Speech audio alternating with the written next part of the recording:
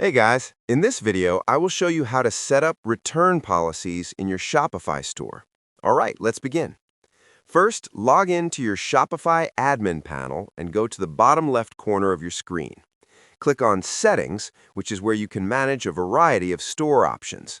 From there, look for the Policies section in the left-hand panel and select it. This is where you manage key store policies, including shipping, privacy, terms of service, and, importantly, your return and refund policy. Next, click on the Return and Refund Policy option.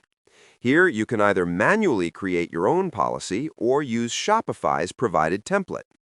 If writing manually, clearly outline the return process, time frame, item conditions, and how refunds will be issued. If using the template, you can customize it further to match your store's specific rules.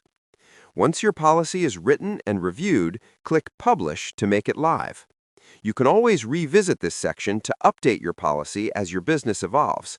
A clear return policy builds customer trust and ensures smoother transactions. So that's basically how you can set up return policies in your Shopify store. That's it for this video. Thanks.